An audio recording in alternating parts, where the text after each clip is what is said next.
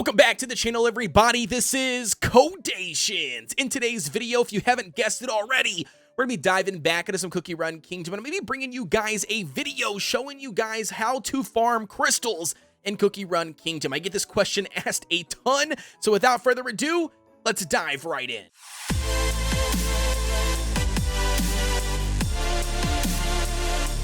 Diving right in, ladies and gentlemen. So like I said in the intro, I'm going to be walking you guys through all of the different ways and the best ways to grind out crystals in the game. The very first way that we've got for you guys is actually going to bring us to the world exploration.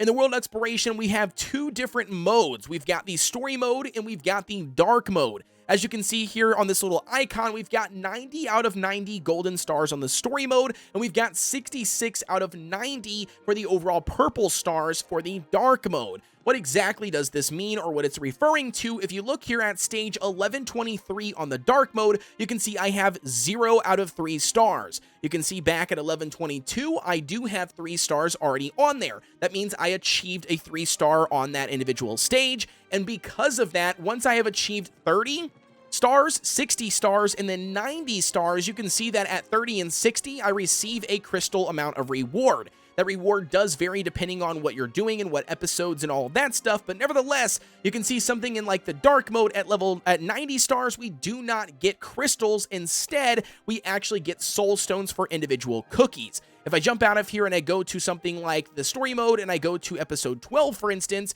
where we have not achieved all 90 of the golden stars, you can see that on stage like 1225, we have one more star that we still need to achieve.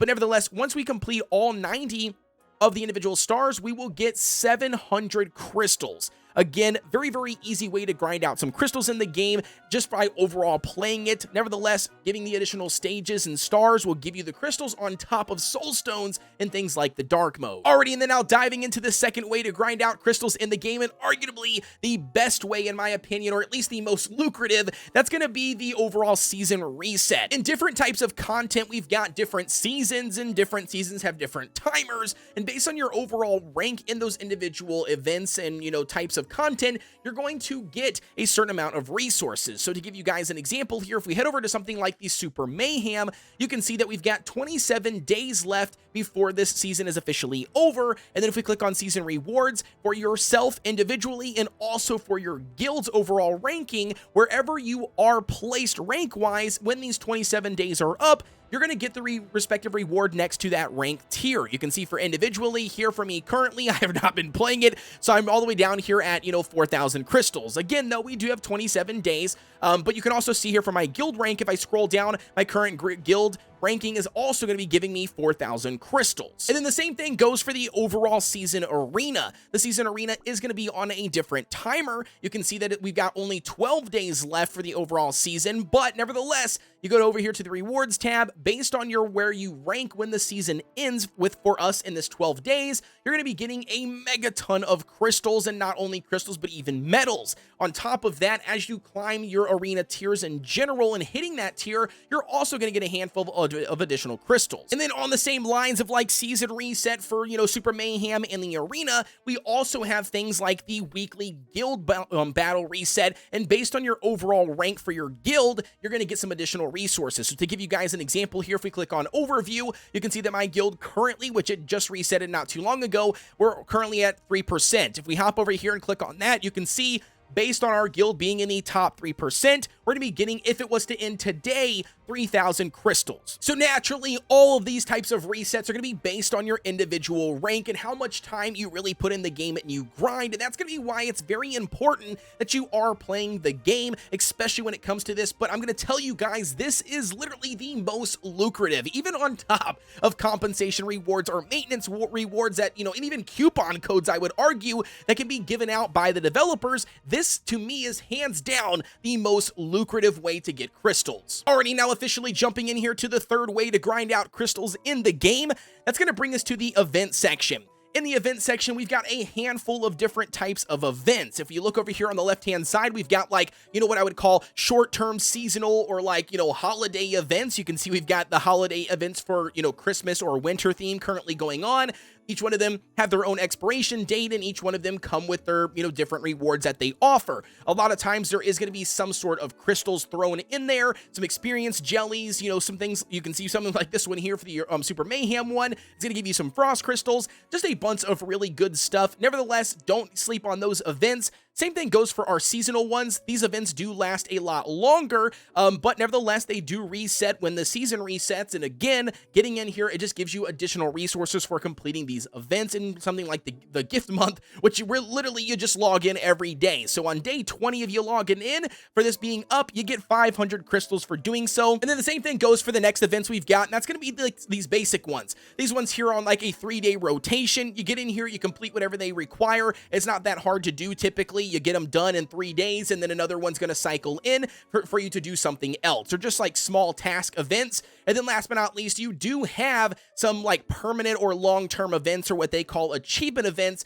that once you complete them, they're obviously done, but they do take quite a long time to complete them, and it takes a lot of grinding. So you'll just naturally unlock these rewards as time goes on. But check out something like this one here for completing the dark mode stages.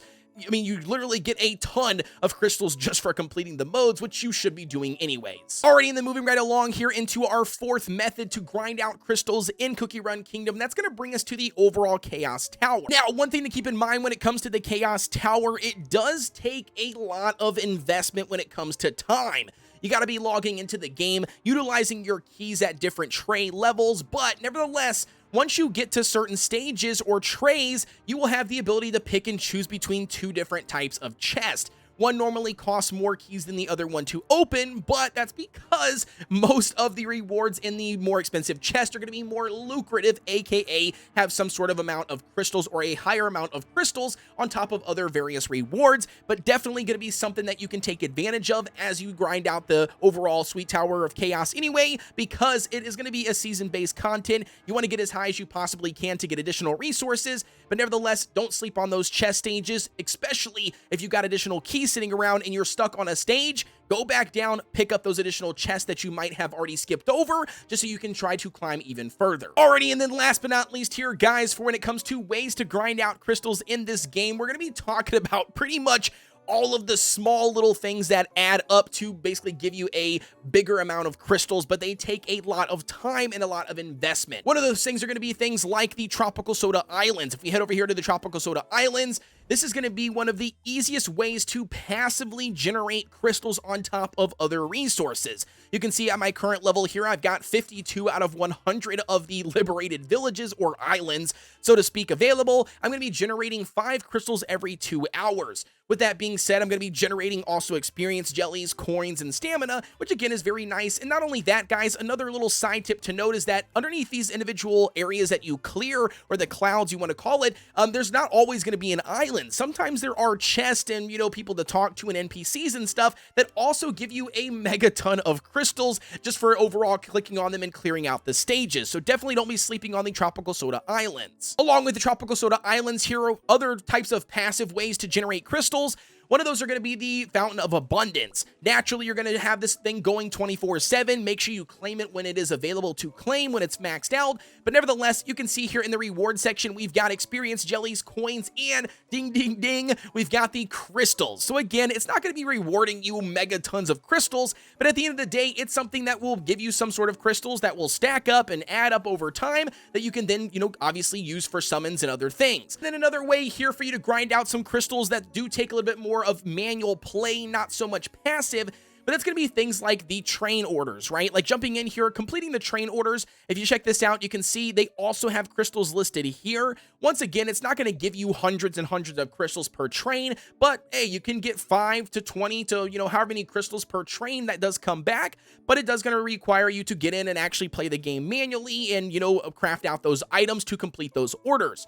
Another one that goes hand in hand with that is going to be the Daily Tree of Wishes. As you can see here, you get 3 different chests that you can complete. Each one of them are going to give you a handful of crystals, aurora pieces, and experience jellies.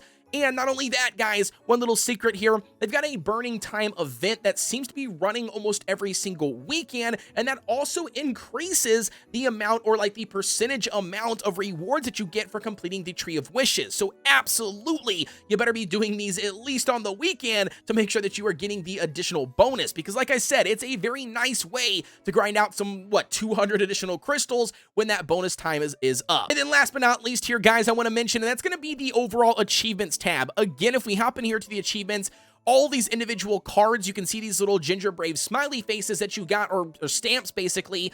All of these stamps cards, once you complete one of the stamps, you will get a handful of crystals for completing them. Naturally, this is just going to take you time to complete over time, but nevertheless, it will give you a really good chunk of crystals. And if you want to know somebody who hasn't claimed any of these, just check out Andy Z, because I'm telling you what, this guy is a massive hoarder and he never claims his stuff. Andy, clear out your stuff, man. They're just free crystals. But at the end of the day, guys, you get the idea here. Get into the game. You got to play it manually. There is no secret to just getting an abundance amount of crystals. It's going to take hard work and time. Some of it's going to be grinding out passively after you've put in the hard work. And some of them, you got to wait 30 days with something like the reset to get a mega ton of crystals. And with that being said, ladies and gentlemen, that is going to conclude today's video on the best ways to grind out crystals.